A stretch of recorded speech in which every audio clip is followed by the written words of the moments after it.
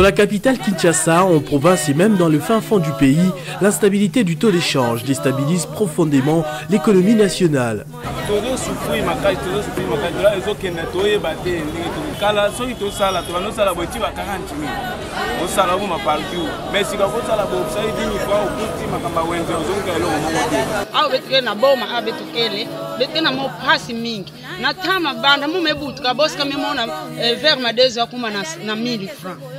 Vers alors c'est même comme à 300 francs.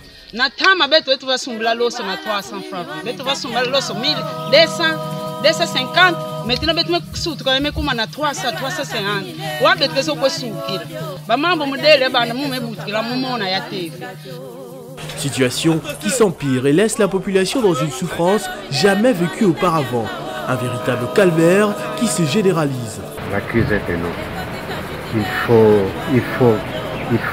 Il faut prendre la situation sérieuse.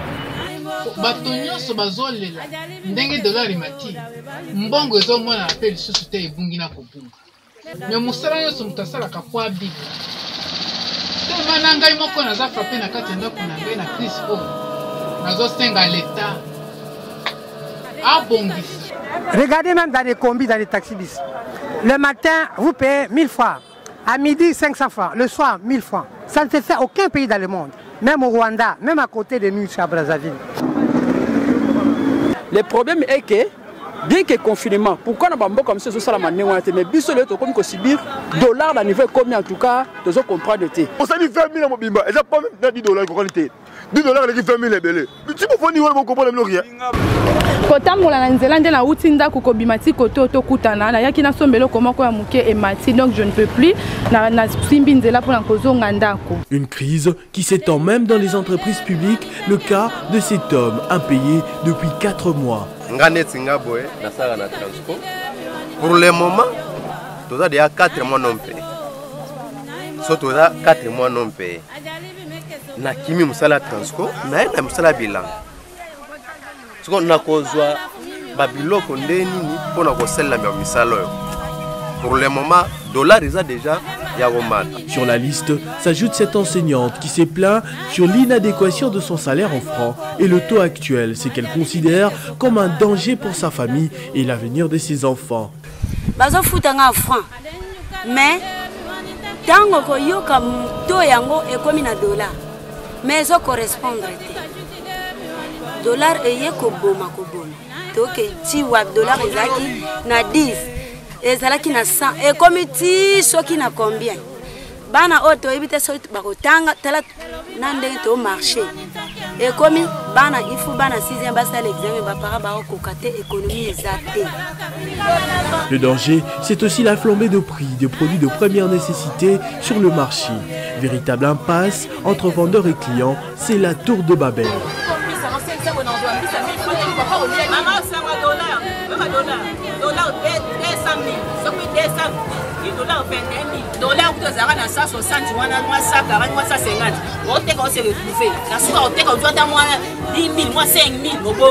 Mais à l'époque, dollar est 220.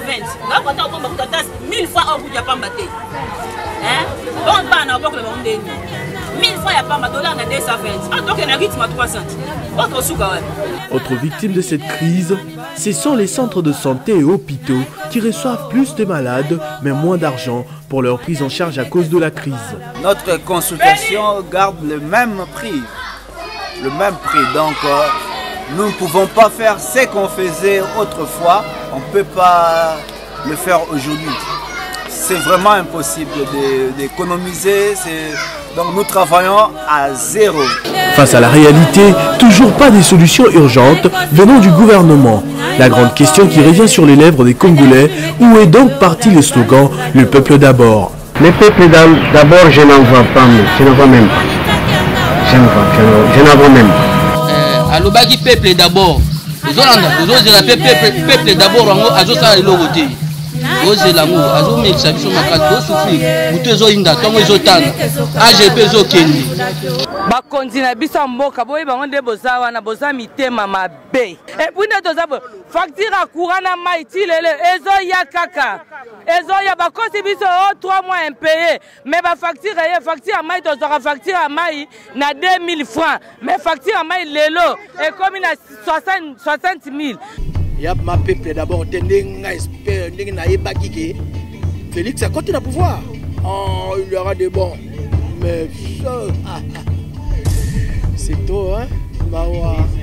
Tozo koumi sabino te parce que dollar mata change to la cabino. Toi na poste dollar qui te soit qui te passe 3 mois. Bon comprendre 3 mois. Kokata makamwa na lobité. Faudrait-il encore espérer à ce régime qui est déjà quasiment à la moitié de son mandat au regard des élections de 2023? Combien de temps cela perdurera?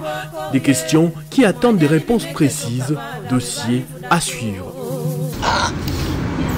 Dollar.